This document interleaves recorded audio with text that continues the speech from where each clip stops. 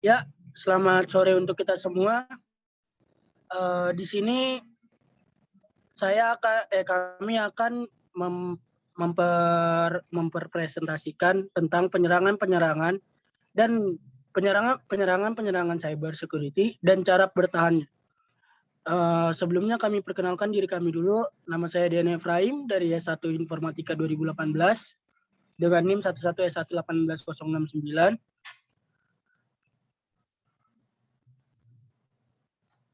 Dan ada Yuan Siagian S1 Informatika 2019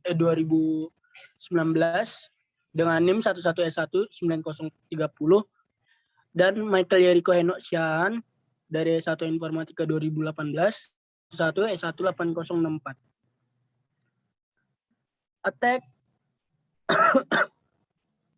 Attack Service and Mechanism.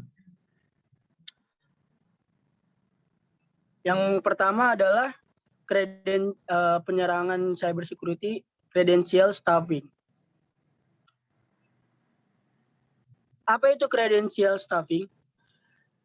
Credential stuffing itu ialah injeksi otomatis nama pengguna yang dicuri, biasanya dari email dan pasangan kata sandi, untuk mendapatkan akses tidak sah ke akun pengguna.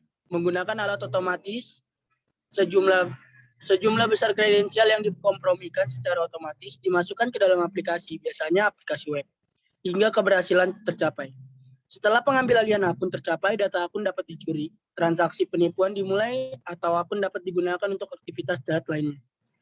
Pengaktif penting untuk isian kredensial adalah kecenderungan pengguna untuk menggunakan kembali kata sandi di lebih dari satu aplikasi. Akibatnya, kredensial yang dikompromikan dari satu aplikasi dapat digunakan untuk mengakses aplikasi lain.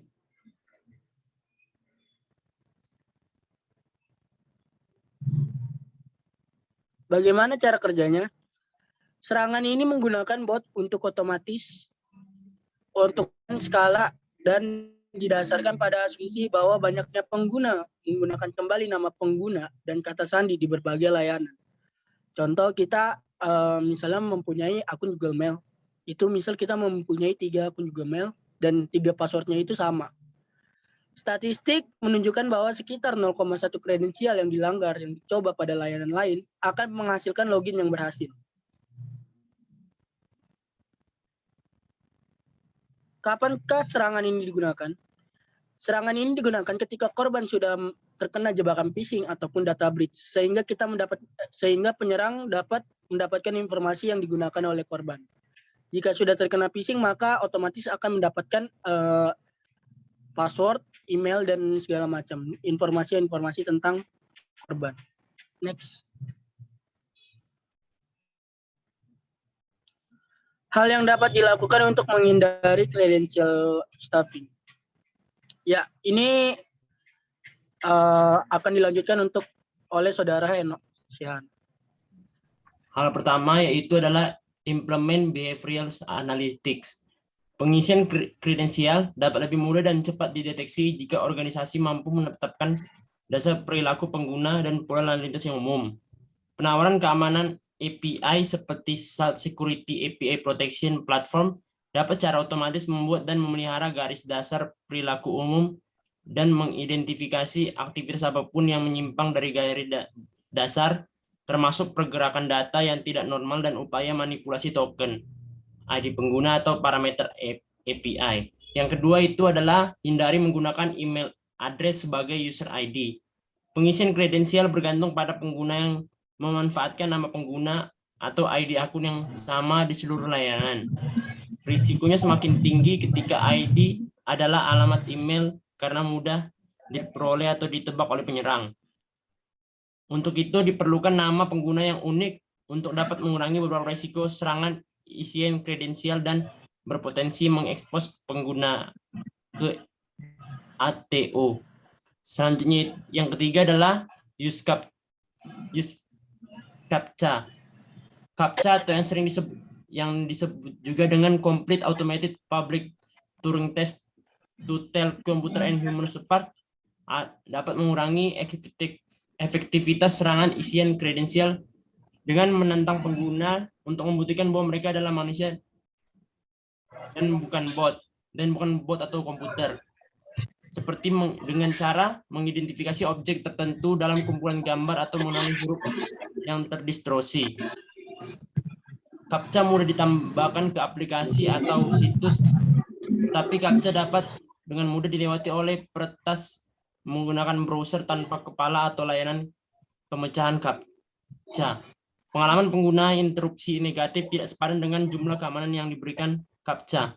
Yang keempat adalah use multifactor authentication.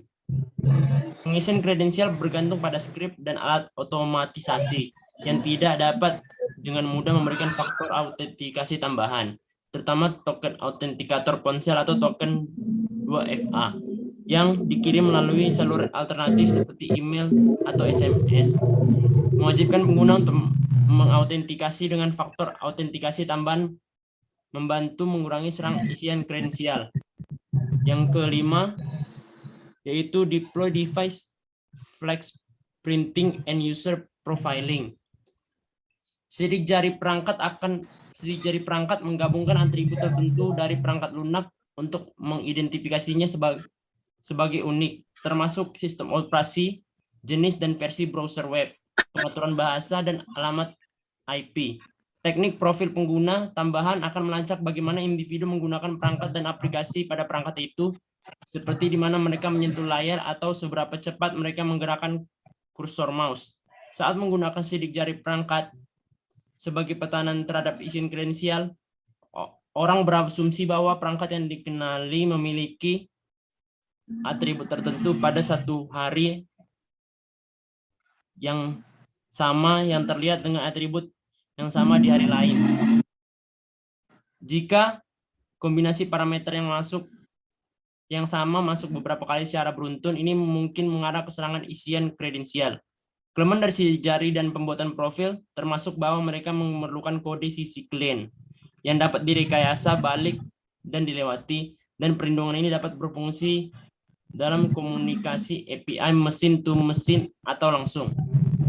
Yang keenam adalah implement IP address deny list. Penyerang mungkin bekerja dari kumpulan alamat IP yang terbatas, jadi mengenali dan memblokir IP yang mencoba masuk ke beberapa akun, dan akun dapat memberikan pertahanan terhadap isian kredensial. Tetapi mengenali alamat IP berbahaya tidak sesederhana itu.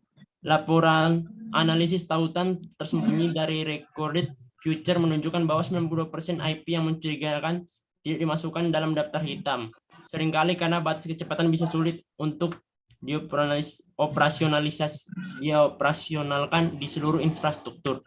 Daftar ini sering tidak terpilah dengan baik dan penyerang akan menggilir alamat IP. Yang ketujuh adalah rate limit non-residential traffic source. Penyerang mungkin berasal dari serangan dari negara lain. Negara-negara itu seperti Cina, Korea Utara, atau Rusia dapat menempati peringkat tertinggi dalam daftar kekhawatiran tim keamanan karena mereka terarah menjadi rumah bagi aktor ancaman jahat. Anda dapat memilih untuk menerapkan batas kecepatan yang lebih ketat untuk rentang alamat IP di wilayah tersebut untuk membantu mengurangi beberapa risiko isian kredensial, tetapi sebagian besar penyerang kemungkinan akan beralih ke ruang alamat IP yang lain yang tidak terlalu dibatasi dengan memanfaatkan pusat data dan penyedia cloud lainnya. Jika Anda adalah bisnis global, menerapkan batas tarif regional juga dapat mempengaruhi pengguna yang sah dan berdampak negatif pada bisnis. Yang kedelapan adalah block headless browser. Headless browser adalah browser web tanpa GUI. Label juga terkadang digunakan untuk mendeskripsikan skrip atau alat otomatisasi.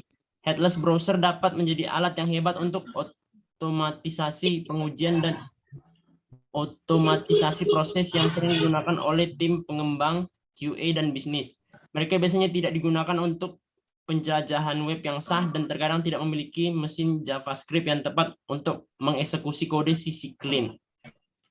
Memblokir browser tanpa kepala terkadang bisa menjadi opsi mitigasi yang berguna bergantung pada proses penggunaan proses TI otomatis praktis oleh organisasi, tetapi jangan mengandalkannya sebagai pertahanan terhadap isian kredensial. Penyerang yang gigih akan menghindari kontrol dasar tersebut dengan menggunakan teknologi browser tanpa kepala yang lebih canggih atau skrip penyetelan untuk lebih meniru perilaku browser tradisional. Selanjutnya, denial of service attack yang akan dilanjutkan oleh Dean.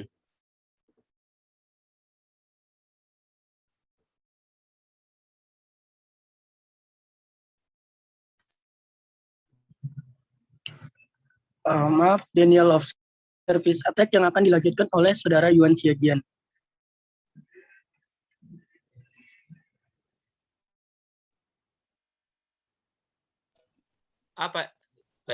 Baik, saya akan menjelaskan denial of service attack. Apa itu denial of service attack? Jenis serangan terhadap sebuah komputer atau server di dalam jaringan internet dengan cara menghabiskan sumber atau resource yang dimiliki oleh komputer tersebut sampai komputer tersebut tidak dapat menjalankan fungsinya dengan benar, sehingga secara tidak langsung mencegah pengguna lain untuk memperoleh akses layanan dari komputer yang diserang tersebut. Serangan denial of service ditandai dengan upaya eksplisit oleh penyerang untuk mencegah penggunaan layanan yang sah. Ada dua bentuk umum serangan denial of service attack: serangan yang merusak layanan dan yang membanjiri layanan. Serangan yang paling serius adalah terdistribusi. Bagaimana cara kerjanya? Yang pertama, request flooding merupakan teknik yang digunakan dengan membanjiri jaringan menggunakan banyak request. Akibatnya, pengguna lain yang terdaftar tidak dapat dilayani. Yang kedua, traffic flooding merupakan teknik yang digunakan untuk membanjiri lalu lintas jaringan dengan banyak data. Akibatnya, pengguna lain tidak bisa dilayani. Yang ketiga, mengubah sistem kompresisi atau bahkan merusak komponer dan server juga termasuk tipe denial of service. Tetapi secara ini tidak banyak digunakan karena cukup sulit untuk dilakukan. Kapankah serangan ini digunakan? Denial of service attack terdistribusi terjadi ketika beberapa sistem membanjiri bandwidth atau sumber daya sistem yang ditargetkan. Biasanya satu atau lebih server web. Serangan semacam itu seringkali merupakan hasil dari beberapa sistem yang dikompromikan, misalnya botnet, yang membanjiri sistem yang ditargetkan dengan lalu lintas. Hal yang dapat dilakukan untuk menghindari denial of service attack. Yang pertama, mempertahankan parameter network. Salah satunya dengan memperbesar bandwidth. Cara ini yang memberikan waktu supaya sistem tidak down. Tetapi cara ini kurang ampuh terhadap serangan yang besar. Yang kedua, hindari menggunakan email address sebagai user ID. Menghubungi hosting provider atau ISP. Mereka dapat melacak serangan yang terjadi melalui alamat IP sistem. Yang ketiga, menghubungi spesialis DOS. Jika cara di atas tidak berhasil, bisa digunakan dengan menghubungi spesialis yang akan membantu untuk menangani serangan yang terjadi. Cara melakukan pertahanan terhadap denial of service attacks. Meningkatkan kecepatan internet selalu diikuti meningkatnya pula gangguan keamanan dalam jaringan komputer. Hal ini cukup mengganggu layanan yang terhubung ke jaringan LAN maupun internet. Gangguan keamanan ini dikenal dengan DDoS, distribute denial of service. Serangan DOS slow HTTP adalah salah satu metode serangan DOS yang menargetkan server HTTP. Metode ini menghambat layanan dengan membanjiri sehingga menimbulkan kumpulan koneksi dengan permintaan yang lambat dan banyak menuju web server. Diketahui bahwa serangan slow HTTP DOS oleh satu penyerang dapat dicegah secara efektif dengan membatasi jumlah koneksi untuk setiap alamat IP. Di sisi lain, juga diketahui bahwa sulit untuk bertahan dari serangan slow HTTP DOS dari beberapa penyerang. Ancaman serangan DOS semakin serius. Jadi membutuhkan metode pertahanan yang efektif terhadap serangan DOS slow HTTP terdistribusi. Ketika web server berada di jaringan publik atau internet, maka melindungi komputer dan keamanan jaringan adalah sangat penting. Setelah mengidentifikasi dan menganalisis cara kerja slow HTTP serta deteksi serangannya. Terima kasih. Saya Terima kasih. Selanjutnya dilanjutkan oleh Bang Dean. Ya, sekian dari presentasi dari kelompok kami tentang penyerangan dan cara bertahannya. Kami mengucapkan terima kasih.